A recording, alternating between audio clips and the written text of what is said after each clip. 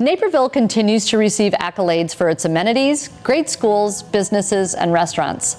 But those things don't happen by accident. It's through meticulous planning by the city, thoughtful discussion with commissions and council, and the desire to continue positive growth that makes Naperville a desired destination to live, work, and play.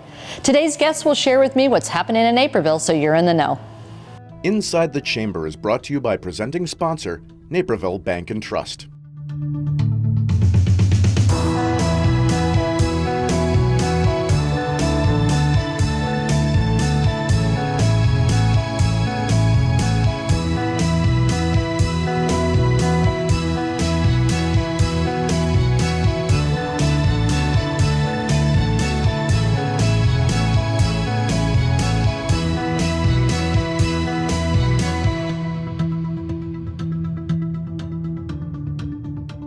Thank you all so much for being here today. So we're going to talk about our great city of Naperville, right? A lot going on. So proud to be here. I think we were just named the 9th safest city in the country, which I'm always proud when I see those stats come out. But what I'd like you to do is just share a little bit about your role in the community. So Bill, I'm going to start with you. Sure. Thanks, Nikki. I'm the Director of Transportation Engineering Development for the City of Naperville. Basically, I'm a liaison between our staff and the City Council, and we tackle everything related to new development and planning, and also engineering and transportation improvements. Great, great. Thank you. Christine. So I'm president of the Naperville Development Partnership. The Naperville Development Partnership is what they call a P3, a public-private partnership between the city, all of the government agencies, and the business community. So this group sitting here today is probably a group that I see on a very regular basis because our work directly with the TED department, with the city manager's office, and the Chamber of Commerce is all very, very strong, and I think the support that we get from each other. We also run the Visitors Bureau for Naperville, and we run the restaurant marketing through the SECA program, and we hope through those efforts it also raises the bar on our economy. Thank you. Doug. I'm Doug Krieger. I'm the Naperville City Manager. I've been City Manager for about 10 years. Role of City Manager is really one of general operational responsibility for all city functions, including, as what Bill mentioned, the Transportation Engineering Development Department, Finance, Police, Fire, Public Works, IT, all of the operations of the city. The Mayor and City Council set policy and direction, and I and my great staff take that and convert it to action. So you don't really have a down day.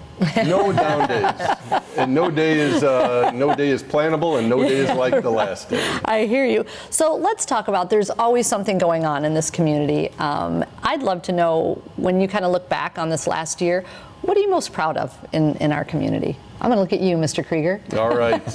You know, what I'm most proud of is a lot of what people won't really see. And that's really the city staff and what people do behind the scenes. City residents get to interact with the city typically when they have a problem, but the other 99% of the time, when things are rolling and working well, our staff, I think, does a fabulous job really keeping the problems away. When problems do arise, I think we do a great job kind of addressing those and handling those for the community. We don't always tell people what they want to know, and they don't always get their way, but we always strive to explain to them why we're doing what we're doing. Great, great. Christine? I think mine would be, once again, for the second year in a row, Naperville has the highest retail sales. That means $30 billion in retail sales throughout the community. Now, that's not the sales tax, but it does affect, obviously, the sales tax and the home rule tax. So being number one outside of the city of Chicago is pretty substantial. We don't have a regional mall, but we are number one in food categories, both grocery as well as dining. We're proud of that because we run the restaurant marketing. And auto sales, number one throughout every municipality outside of Chicago. And home improvement. And it's interesting when you look at those types of things. I often laugh and say, well, we're pretty low on the healthcare and on pharmaceuticals and that. Sorry about that, Nicki. Family business. Wah, wah. But yeah, however, it kind of points to we're a healthy population. And so, seeing the different areas where people enjoy the entertainment area. But $30 billion in sales, and that translates into a substantial amount of income that's not coming from property tax. And so I always tell people, if you don't think buying your car local or buying your groceries somewhere in Naperville has an effect on you, it absolutely goes right back into your own pocket when it comes to property tax. So really proud of that number, and we hope to maintain it. It's always exciting when we see our numbers. Christine really likes that because in the history of Naperville, we were second to Schaumburg all the way up through the last recession, the 2007 to 2009. And coming out of the recession, we came out ahead of them and really haven't given up the lead since. So, it's interesting. Not that we're competitive. No, we're not. None of us here are competitive, I'm sure. I know in the last week I've had some interactions with people not from Naperville, and they said, oh, I love coming to Naperville to shop. Like, I go there all the time. I was kind of surprised either, because these are people that live closer to other potential shopping options, and they love coming to Naperville, and they say it's just the diversity of restaurants and shopping that you have there. So kudos. Well, and the other thing is you have everybody's talking experiential, and we'll probably get into that a little bit. And by experiential, you can't just have retail stores. You need to have other draws. Otherwise, they'll sit on the computer and order things. You have to have something that brings them out. And I always say Naperville, especially the downtown, has been organic in that. So when you look at how the shift has been through retail and why our downtown has been so successful, you just need to look at the Riverwalk, the libraries, City Hall, the township office, the Century Walk. All of those are experiential, and they're already in place. We didn't have to sort of make them up, or the beach, right. and that. So I think that has been probably our salvation as the economy starts to change towards retail. Great. Bill? You know what? You talk about the downtown, and I think we've had some great redevelopments in the downtown in the last year, and really the process that we had to go to get to that point. I look at the old Nichols Library, and it was kind of a divided thing. People said keep it, and others said, you know what, it needs to be redeveloped. And they worked. It was through a very long process, but through that process, I think they came up with a better product at the end. And it was even something that the people that wanted to save the building was saved, but when they looked at the new building around it, they're like, it really looks great. I mean, when you hear people that were against it saying it at the end, that really turned out nice. That's what really makes you proud, is when you see that those sort of results. Yeah, I completely agree. You know what always interests me is our community. I think the challenge is, it's a question mark in my head. We had a little less than 12% of people show up to vote at our last election. Do you think that's complacency? Like, it's great. Like, everything's running fine. I don't need to worry about that. I don't know. I'm so shocked, because half of me goes, it's because you want to keep it great, you want to go out and vote. But I was just really surprised, and I think when you said people don't talk about their situations that are great, we hear from them when things are bad. And do you think that that's maybe the same with the election? I don't know. I just kind of thought of that as we were chatting. I actually think you're partially right. If you want to get people out in droves to vote, you give them giant problems, whether it's gangs or guns or drugs. And when people are fed up and they want to look for a change, they'll come out to vote. When people are pleased with how things are going, and I think we would really fall into that category. I think they feel less inclined to go out there to make a change. I just thought it was interesting, and I mean, we live in a great community, right? And everything's fine. I don't have to worry about it. What I want to shift to next is we recently learned that a couple of businesses are making their home here in Naperville, which is great. Congratulations. Can you all kind of talk to me about what that process looks and how you're all involved from the time a company reaches out, and I would imagine either you reach out to them or they reach out to you and say, hey, I'm interested. Like, what does that process look like, and then the redevelopment? I know it's complicated, but if you could distill it down. Well, we'd like to say it's not complicated. It's very customer friendly. The path to yes. Yes, path to yes. I'll start, and then, of course, Bill's office takes over. So our relationship is such that if a company is looking for a location or they're sort of initiating contact with the city, the TED department will say, start with the Naperville Development Partnership. And with that, Bill's team coordinates with us. So when somebody's coming in, they may be looking for a location. So our office maintains a, I'll say fairly expensive, but very detailed database of all available properties, small and large, in basically all 15 million square feet of office and all the retail. So once we're at that point, the Naperville Development Partnership courts a great relationship with commercial brokers. We want them to let us help them to bring their client in.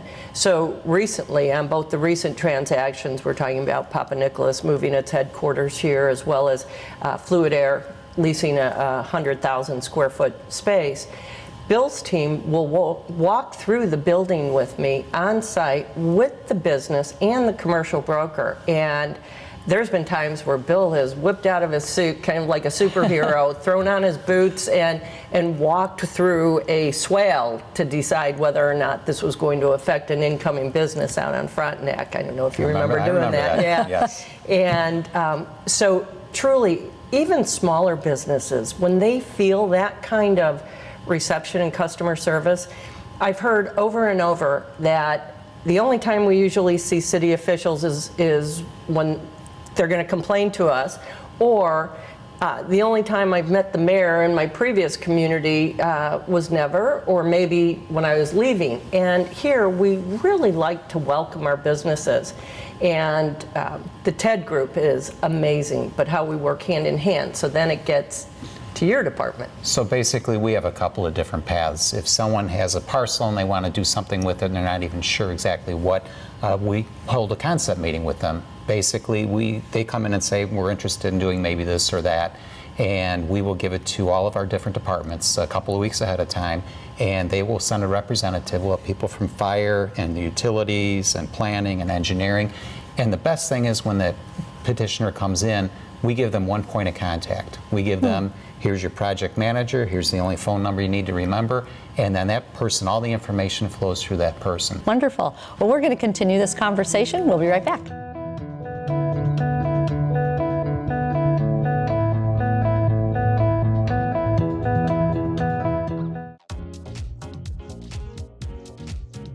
Naperville Bank and Trust has the expertise, knowledge, and experience to help you reach your business goals. We would prefer to work with somebody like Naperville Bank and Trust. They're engaged in the community, they're able to help meet our financial needs, they understand us as a business. They provide all the tools that you would ask that we as a growing business need of a bank. Most importantly, to me, it's a great personal relationship we have with Tom and John and our bankers. It was the best thing we could have done in banking. And banking can be very cold. What the bank brings to us is that warm feeling when you come into the bank and people say, "Hi, Greg." It's about being part of the community again, about being a name again, about having credit for who your business is instead of just being a number. Naperville Bank and Trust. Bring it home.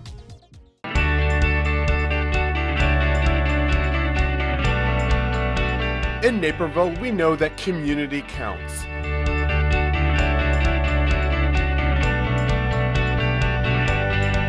In fact, it's in our name. As Naperville Community Television, we have the privilege of showcasing what makes this award-winning city a wonderful place to raise a family, to make a living, and to enjoy life's journey.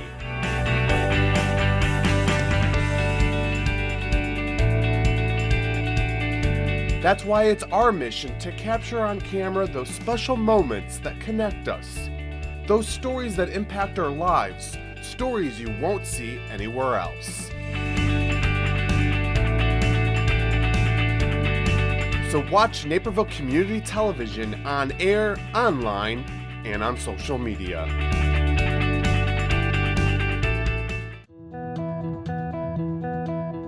So you all have been with the city of Naperville for a long time. We're very fortunate in that. So I'd like you, as you kind of look back, however far back you want to look back, what has been your biggest win and your biggest challenge? So Doug, I'll start with you. All right, biggest win. You know, we've had a lot of them. Probably one that's most visible to me would probably be the redevelopment of Water Street. You know, in my view, we took what was once the worst block in the entire downtown and turned it into what many consider to be the best block. It was not an easy process. It was not a short process. It took 7 years. It passed through a recession, but I think Nick, Ryan, and Marquette really did a nice job creating something unique for our downtown. Great businesses there, right? Great businesses there that are now part of our downtown. That's awesome. So, challenge? I think challenges moving forward from the development standpoint is really we're running out of green space. We don't have a lot of corn and soybean fields left to develop, so a lot of the focus has shifted to redevelopment. And I think we've been very successful at that, but it brings about kind of a new set of challenges. And keeping in the back of our minds, what is not just what can go there, but what's right for the community. And sometimes it takes patience, and patience is hard for some people. Yeah, agreed. Well, done a great job. Christine? I would go back quite a few years, and with Bill having been there also, but back in the late 90s, the city's development process was incredibly cumbersome. And it wasn't the path to yes. Oh, there was no path. It was a long trail of agony. Right, yeah, exactly. So, part of that when I first got here, and, I had brokers saying to me, I will tell my office users not to look in Naperville because they'll never be able to get in time. And so with that sort of alarming thought process, we assembled the city team and a bunch of brokers. And the one caveat from the real estate and development industry was, we'll show up and we'll speak candidly if you promise something will be done. Because we're not going to just keep coming out for these meetings. So they did. And so through that process, the city re-examined the entire development process. And it wasn't the fault of the employees. The city of Naperville had just grown so quickly that the system had sort of failed the employees, if you will. And so that led to eliminating, hundreds of steps in the process. We had mapped about 150 steps, and I think we reduced it to about 39. Oh my gosh. So that created the transportation, engineering, development, and we always laugh, it's also planning, but the P is silent. But the TED department is just incredibly robust, and number one on their mind is customer service.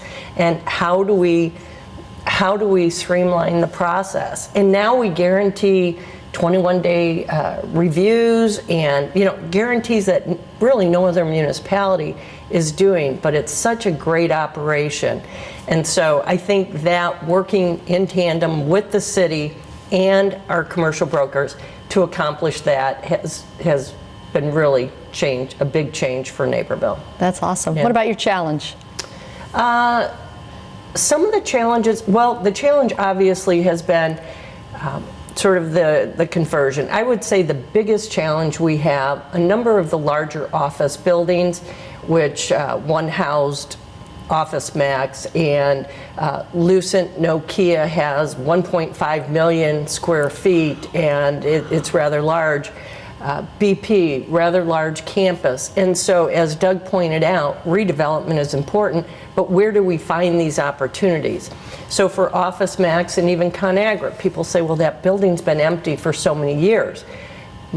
Those buildings were actually still being leased by the companies. So when you look at the two former Dominick stores, one on 59 and one up on North Aurora Road, the one on North Aurora Road is being leased by Jewel, by Albertsons, and finally the lease expired on the one down south. So I would say my biggest challenge is having to wait out these leases while the buildings are empty. to get to where we have now the Schumann, which is the most magnificent office building coming into the corridor, and it's the old Office Max building. So once they were done paying and Franklin Partners came in, it's going to be a whole new day for that building. So that's exciting. That's the challenge, looking at an empty building, but knowing we can't put anybody in there because they're still leasing it. Yeah. Bill? I want to give you one answer for both questions. Okay. Okay. Basically, the widening of Route 59 from Interstate 88 to Aurora Avenue. How long was that project? About 15 years. I mean, it wasn't 15 years of construction. I was thinking it was about that long. It seemed like 15. But no, actually, in the late 1990s, we looked at it. Here's our road outside of Interstate 88 that carried the most cars in Naperville, and it was the most congested and terrible. And we started going downstate because it's not a city street. It's the state of Illinois Department of Transportation roadway. So we went downstate to Springfield and petitioned with them and said, hey, you've got to improve this roadway. And they said, get in a very, very long line. And we used a lot of political capital, but eventually we did get it included with the capital bill, and getting it built and widened, working with the businesses throughout that was, again, a lot of great work with Christine, because she knew who to contact. We were able to have meetings out in those businesses in their buildings and stuff. It worked out very, very well. It's a couple of years of pain, but you know what? The end product, I just love driving up and down there now. No pain, no gain. Yes, right? Definitely. Right? Yeah, that's awesome. And I know, I mean, it doesn't, that change doesn't benefit just Naperville. It benefits so many people. So kudos. So let's talk about looking forward, right? That's what it's all about. What's next? So as you look forward, what would you like to share with the community that we might not know, or that's happening, and they might need to want to know a little bit more about? I'll start with you. Well, we do have, I just sort of touched on the Schumann, which is the 263 Schumann Boulevard building, and it is being brought up to full Class A space, and sort of what we're addressing is the large, big campus users. You know, you've seen McDonald's and some of the others, ConAgra, move to a downtown Chicago facility where they're a little bit smaller, more compact, and they're leaving these sort of mega campuses behind. And one of the things that we've been striving to do is to redevelop some of the vacant space into multi-tenant. Our multi-tenant does great. So the idea that everybody's moving out of the suburbs into Chicago really isn't reality. However, there is a lot of synergies between the two. So the Naperville Development Partnership under Choose Naperville campaign is reaching out and saying, you know what, we're rebranding Naperville, where balance is the new hustle. And so, you know, open a satellite office here, or if you're here, you can open a satellite office in Chicago.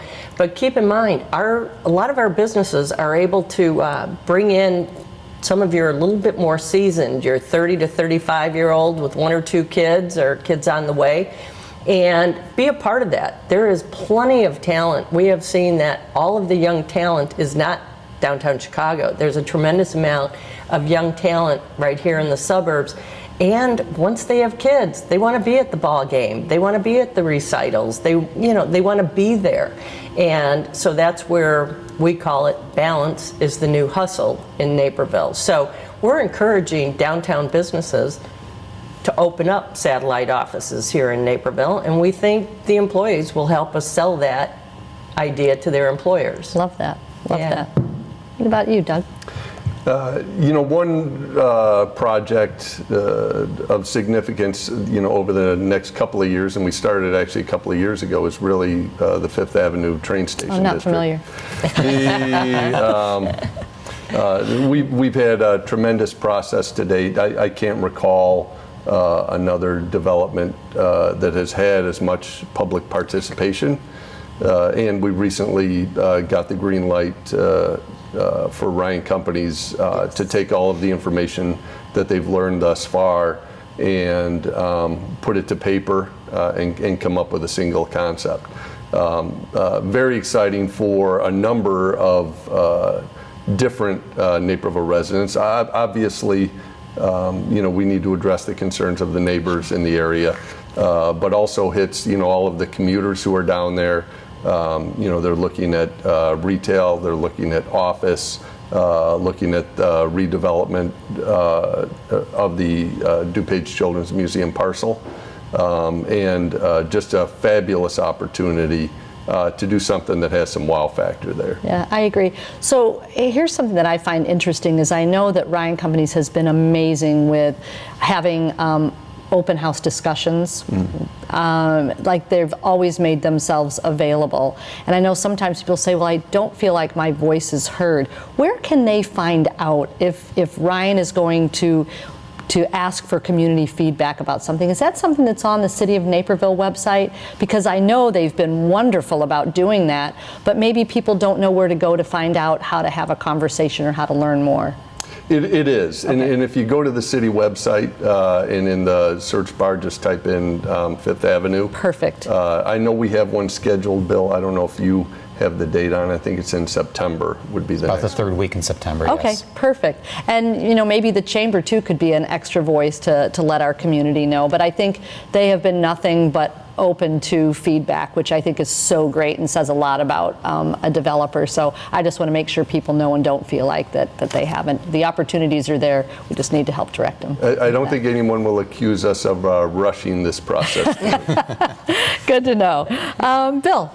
You know what? Naperville is a very successful community, so people, they like to reinvest into it, even though we don't have corn and soybean fields anymore. People are looking at the existing infrastructure and saying, you know what, I'd like to rebuild something here. So it's great. While I'm not going to give you any specific examples, it's a great community to work in, allows us to innovate. We've done our centralized traffic management system. We're on Washington Street now. Instead of running a morning and evening program, we run that program, but we also have devices in the pavement to measure the traffic flow so it can make adjustments to the flow. So having the ability to do that, we'll look and see if we can do that with other things such as our commuter parking system and other things to bring great innovation to the city. Just going back several years, though, the Naperville test track for the auto dealers. Oh, yeah. That was something we were trying to get more auto dealers, and you know what, when I look back at it, it's like you need to build a test track. It's like, what? And you know what, we built a great facility, and I go back and I talk with my engineering friends, and it's like, any of you ever done a test track? And they're like, no, so it's just having the opportunity to do those really neat one-off projects is really exciting. And sometimes they come out of the blue, and we don't know about them until the last minute. So. Well, looking back, people probably don't realize all of those car dealers were landlocked, and they are our biggest tax generator in the city, like 30% of our sales tax. Buy your cars here in Naperville. Buy your cars here in Naperville. And so when we looked at the landlocked and the group coming in wanted to do an industrial park, we said, whoa, whoa, whoa. And it was actually one of my board members who said, get over here, I want to talk to the city and that. And that's where the idea started forming. But people don't realize that in the previous setup, all of those cars were being delivered on the car carriers along Ogden Avenue. And there was no road behind there for the delivery and the ability to expand the dealerships and create new. So getting a city council behind an idea as unique as the test track, which is paid for every year, the maintenance, the city owns it, but the maintenance is paid for by the car dealers on an annual basis. They contribute to the track. So that's great. Well, really all I can say to all of you is thank you for creating a community that we can all be proud of. The work that you guys do goes unnoticed sometimes, but I thank you for the work you do, and it's been a privilege to work with you guys, so thanks for being here today. Thank you for joining us for Inside the Chamber. We hope you found the information in today's program valuable. Please join us again for our monthly programs, and in the meantime, remember, when you're looking for a service or somewhere to shop or dine, think Chamber and visit naperville.net to support the Chamber of Commerce and our business community.